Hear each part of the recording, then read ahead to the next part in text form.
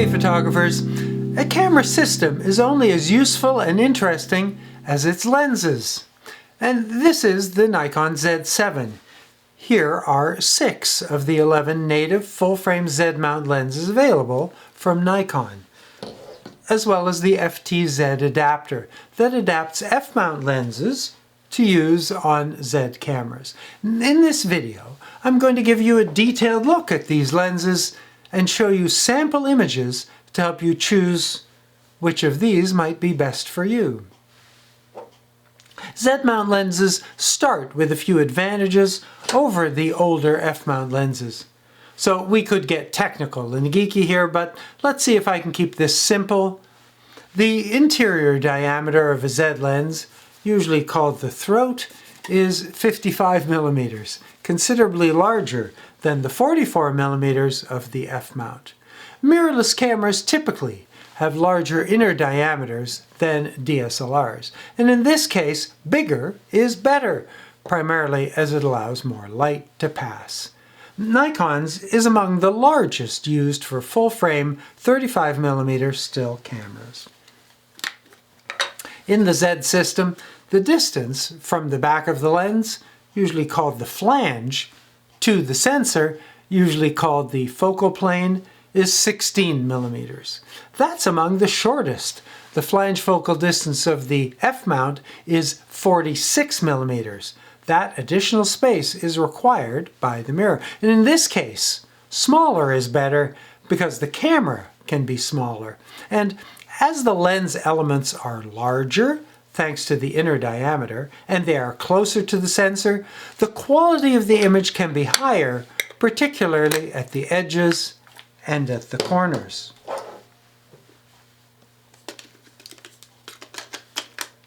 Lenses designed for a larger flange focal distance can be adapted to a shorter one, which means that F-mount lenses can be used on Z-mount cameras with the FTZ adapter. The short distance provides the flexibility to use nearly all other lenses with the appropriate adapter. But even though lenses can be adapted, any camera system works best with native lenses. Since introducing the Z series cameras in 2018, Nikon has continued to release lenses for the Z-mount. In March 2020, there are 11 FX or full-frame Z lenses listed on the Nikon website. The Z7 kit lens was this, the 24-70 f4. And if you watched my review, you'll know that it was a solid performer and an excellent match for the high resolution of the Z7. That lens has now been joined by an F2.8 version with the same focal length.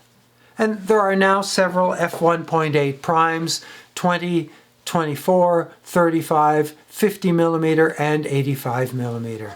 This video includes the 35mm and the 50mm, as well as the 14 to 30mm f4 wide-angle zoom.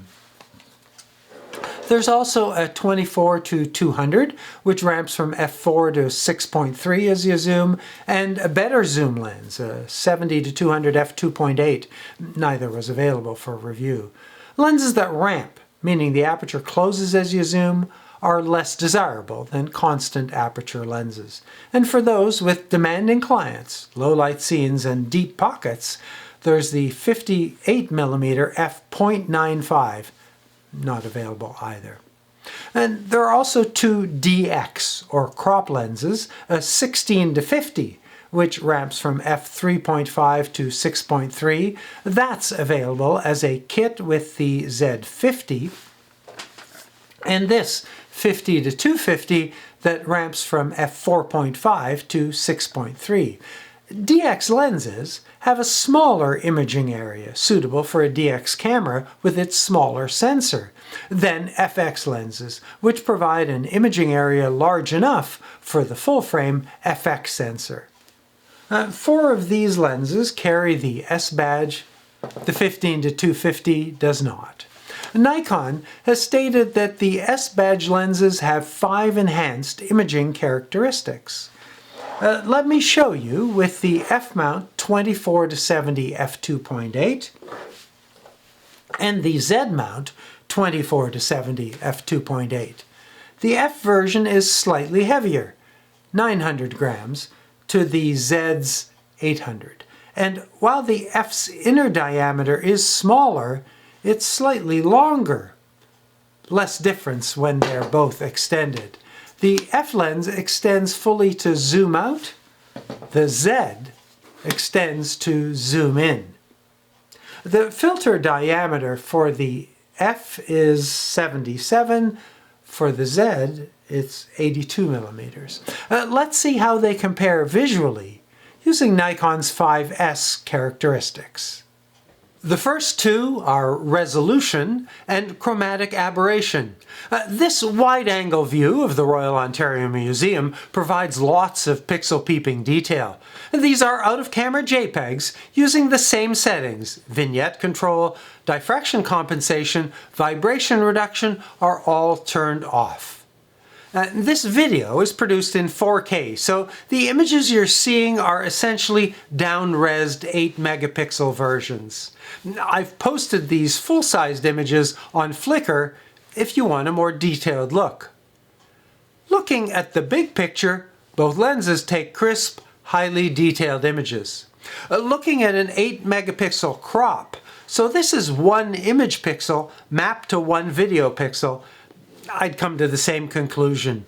Both are high-quality lenses that provide clear and detailed results. Now, let's have the same pixel-mapped look at the top right. There's a crane and branches from a tree, and although it's slight, the ZS lens does have an advantage here, providing a sharper and clearer result.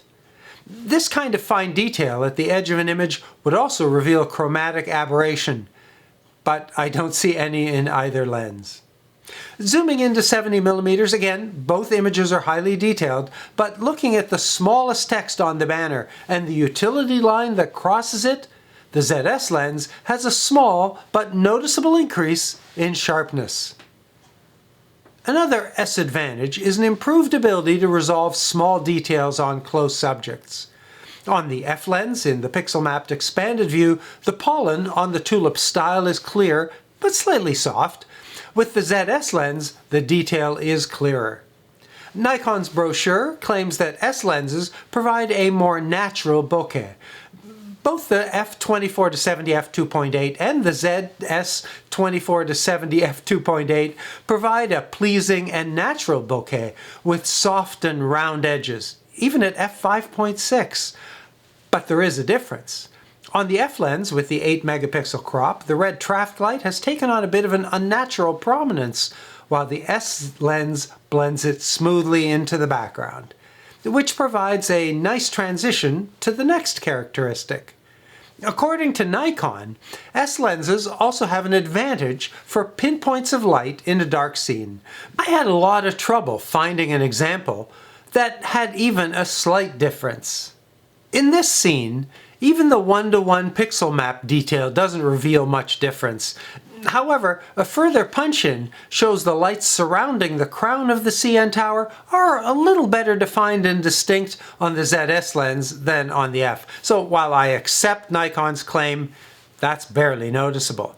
And here, we can have a pixel-mapped look at the lights in the center of the image with the F lens and then the S series. I don't see a difference yet, but when I look at the edges of the scene and punch in again, the ZS lens has a slight advantage. Again, check these out for yourself on FLICKR. The advantage of mirrorless is often considered to be the smaller size and lighter weight.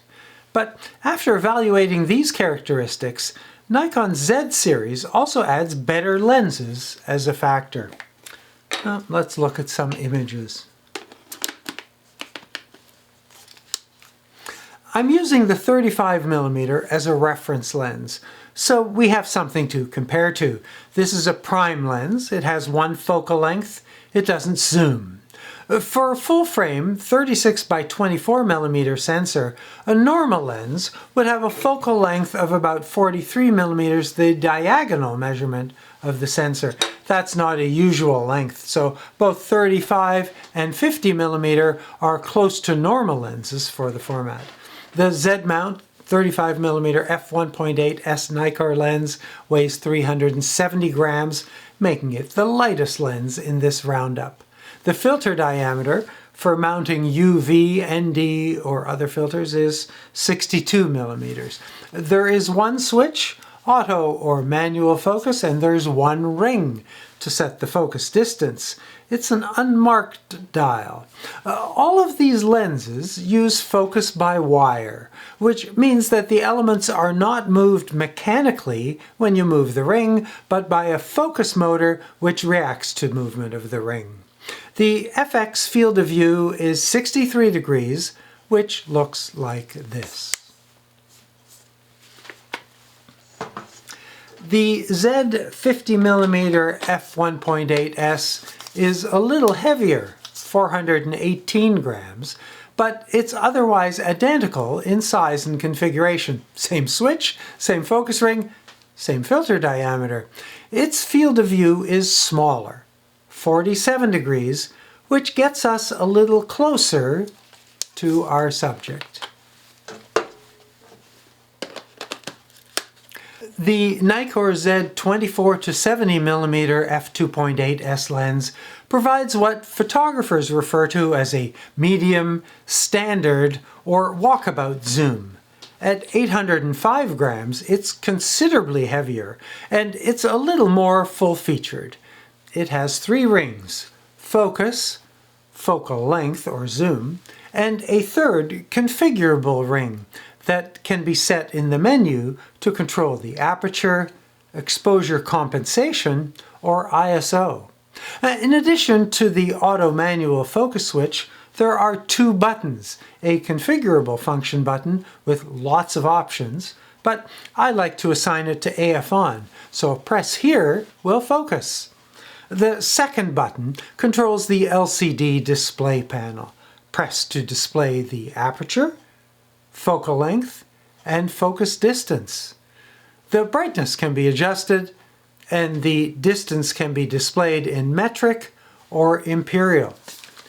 Filter diameter is 82 millimeters, and you can see there's a lot more glass here than on the primes.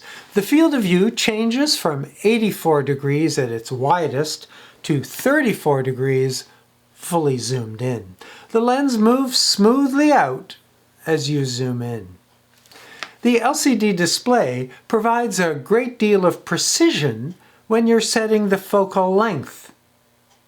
It's not as precise when you're setting the focus distance. And for this lens, I wanted to see if I could find an aperture sweet spot. These images range from f2.8 to f22. I'll leave it to you to judge. Have a look on FLICKR and let us know what you see. A less expensive version of this lens, the 24 to 70 f4, is available as a kit lens. It's lighter at 500 grams. It doesn't have a function key, LCD panel, or third ring, and its filter diameter is 72 millimeters. Nikon makes a partner lens to the 24 to 70 f2.8 that zooms from 70 to 200, also with a constant f2.8 aperture. It weighs 1,300 grams and is similarly configured to the 24 to 70 3 rings LCD window. The Nikkor 14 to 30 millimeter F4S lens provides a wide-angle view of the scene. It weighs 485 grams, has zoom and focus rings, as well as the auto manual focus switch. One characteristic that I find annoying is that the lens, when closed, can't be used until it's extended. There's an on-screen reminder. It's a minor inconvenience that's shared with the 24 to 70 millimeter f4 lens. Filter diameter is 82 millimeters. So, if you're buying ND or other filters for the Z lenses, best to go with 82 and then stop up rings to fit the others. When this lens is mounted, the camera automatically turns on distortion control. And at 14 millimeters, the field of view is 114 degrees. At 30 millimeters, it's 72. A wide-angle lens generally distorts the image to some extent, while it's not dramatic, and we generally accept these kinds of distortions without noticing them. The vertical lines at the edges of the image are bent. Here's a comparison of 24 millimeters on the 14 to 30 with 24 millimeters on the 24 to 70. The last lens in the roundup is the Z DX 50 to 250 millimeter F4.5 to F6.3 lens. It weighs 405 grams. This lens, like others with the DX designation, are designed to be used with DX bodies and sensors like the Nikon Z50, which means that the image they provide will not fill an FX or full-frame sensor. As a result, it's a cropped image. Instead of the full 45 megapixel image, it's a 20 megapixel image. It does not have a focus switch and also must be extended before it can be used. A 50 millimeter FX lens has a 47 degree angle of view. At 50 millimeters, this DX lens has a 31 degree angle of view, and it zooms in to 6 degrees. Another way to express this is to compare it to the FX or full frame equivalent. So while this lens is 50 to 250, because of the DX crop, it provides the same angle of view as a 75 to 375 millimeter FX lens on an FX camera. It would take a 375 millimeter FX lens to get this close. None of these lenses have a defined travel focus ring. There are no markings that indicate a specific point on the focus ring will focus to a specific distance. The F24 to 70 does, with detents at the end of travel to indicate that you've reached the closest distance or infinity. And that's a feature that's useful for video, where the cinematographer may want to change the focus from one subject to another and back. Although touch is the alternative, it's a feature that some will miss. But Nikon does not market these as cine or video lenses, so I need to keep my expectations in check. Cine lenses have two more characteristics: T-stops, which are rated for the amount of light that passes instead of the size of the aperture of f-stops, and the ability to maintain focus as the focal length changes, an attribute called parfocal. That said, the Z24 to 70 f2.8 does a reasonable job of maintaining focus as I zoom. The field of view number provides an understanding of how much of the scene you'll be able to capture. But in the case of a portrait, when we keep our subject about the same size in the frame, selecting a different focal length can dramatically change the image. This is the 35mm prime, the 14 to 30 at 14 millimeters, and the 24 to 70 at 70. Even though Kim is about the same size in these images, the background changes. In general, a shorter focal length provides a larger background, while a larger focal length not only reduces the size of the background, it also softens it for an improved bokeh effect. Another consideration for lenses is the closest focus distance. Nikon does not yet make a Z-mount macro lens for real close-up work. An alternative is a third-party extension tube, which shortens the focus distance. But let me show you how close you can get with these lenses. For reference, this is the 35mm at its closest focus distance, 25 centimeters. The 50mm lens can focus to 40 centimeters. With the 24 to 70 f4 at 24mm, the closest focus is 30 centimeters. It's the same at 70.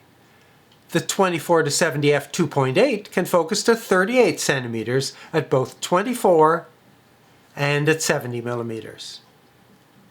The 14 to 30 can focus to 28 centimeters both at 14 and at 30 millimeters. The DX 50 to 250 can focus to 50 centimeters at 50 millimeters. At 250, the closest focus is 1 meter, and that provides the smallest imaging area of these lenses. However, remember that this yields a 20 megapixel DX image. Applying the same crop to the closest FX lens, the 24 to 70 at 70 millimeters, would provide a similar area.